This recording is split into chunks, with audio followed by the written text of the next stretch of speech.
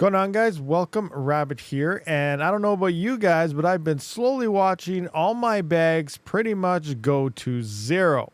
Crypto mining is in the red, and it's been looking pretty rough for the past who knows how long, but the markets for crypto is looking horrible as of the past few days.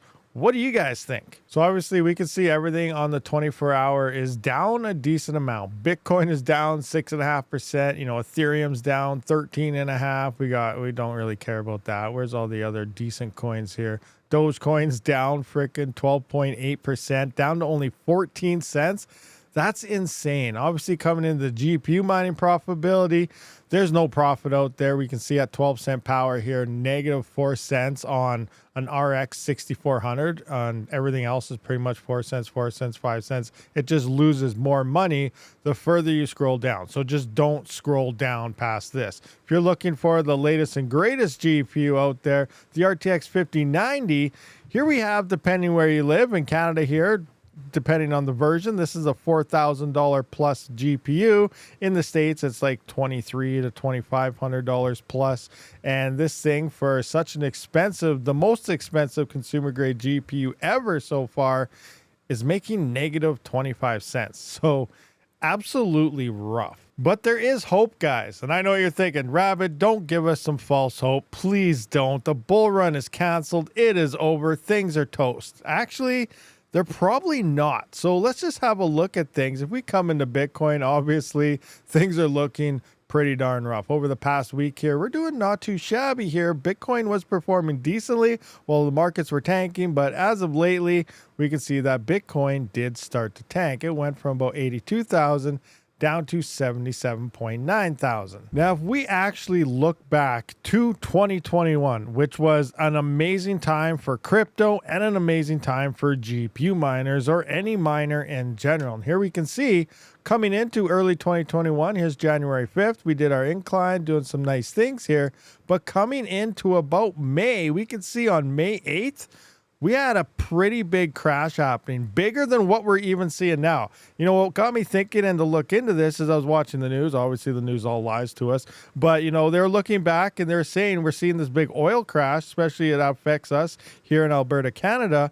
But if you look back here, they were saying haven't seen levels of this crashing since 2021. I was like, well, 2021 was great for a lot of markets. What do they mean? I never really paid attention to it. I remember them talking about it way back then, but I never really paid attention to the exact timeline. And it crashed, you know, in peak market time. So coming back into crypto, I was looking at Bitcoin and I seen in May, which is next month following the 4-year cycle, and we can see right now, May 8th, it drops from $58.8 thousand down to 34. That is way bigger than what we've been seeing right now. I do expect it to probably fall even more, you know, the current markets right now. But comparing this to here, you know, $58,000 down to 34.7, that is freaking huge. That is a huge drop. And then obviously what happened is eventually by the end of the year, it ramped back up and we nailed that bull market peak for the 2021 cycle. And then from this point on, obviously that just follows into your bear market. 1 year from the all-time high is usually the low. November to November, this will be our buy time for 2026. So the end of next year here, we'll be hitting these levels again. And obviously it'll be higher than 16, depending what the all-time high is. But Bitcoin usually drops about 95 to 98% of its all-time high to its low. So we got to wait for the peak to happen still. I don't think it's came in. I do expect Bitcoin by the end of this year to probably shoot past $150,000 to $200,000, and you know, things are going to be awesome. But right now, this is actually kind of normal based on this. We've seen a major thing happen in 2021, so I still think there's a lot of hope for us as crypto holders and miners and all that other stuff. So hang in there, guys. Keep a big smile on your face and heads up. Now, altcoins, which is pretty much what all of us as home miners and stuff are currently mining, that is a lot trickier. You know, they're all dead until they're not. As you can see, you know, dead. Here's Ergo. You know, maybe I should say this is Ergo at first.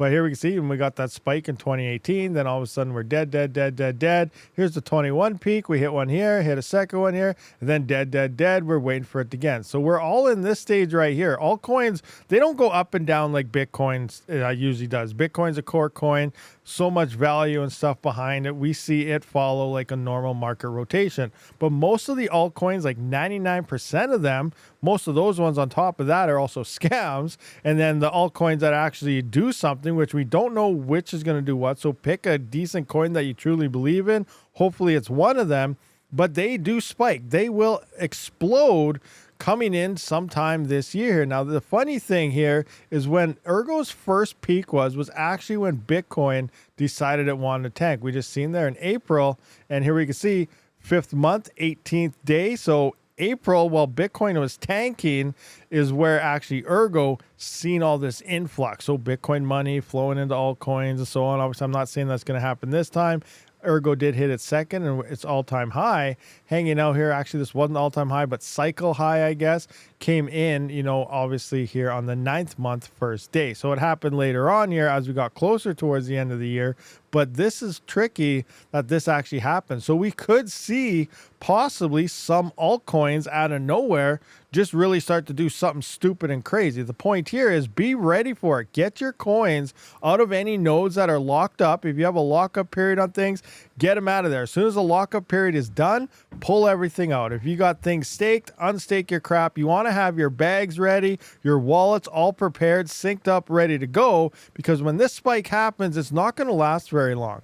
So if you still have something by the end of the spike, you're probably going to be left holding that bag for another 4 years. And for all we know, it might not see another peak moving forward into the next cycle. So just be ready. Now, for Ergo's sake, I really hope everything does do really great for Ergo. I think it's probably going to do something. It's done something every single bull cycle, as we can see. 2018 here coming off the 2017 high, you know, right by each other here.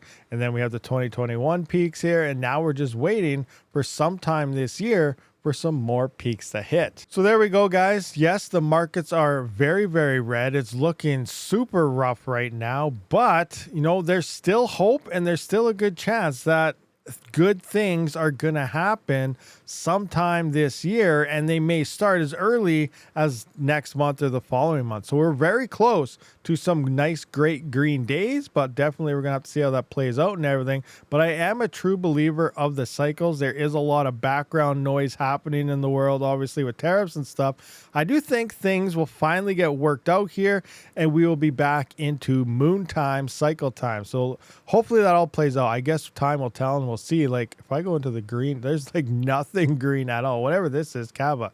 Oh, I don't even know what that is. I'm going to my watch list. I have the wrong thing on.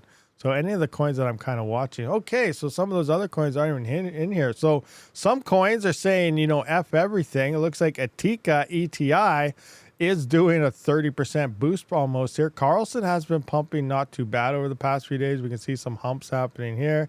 Aeon's up 9%. Avian, you know, it only takes 50 cents to pump this thing 1,000%, so it's not up that much. We have Pyrin at 2%, XDEG. So there is a little bit of green, but obviously the main market is pretty much toast. Zeph, 25% down.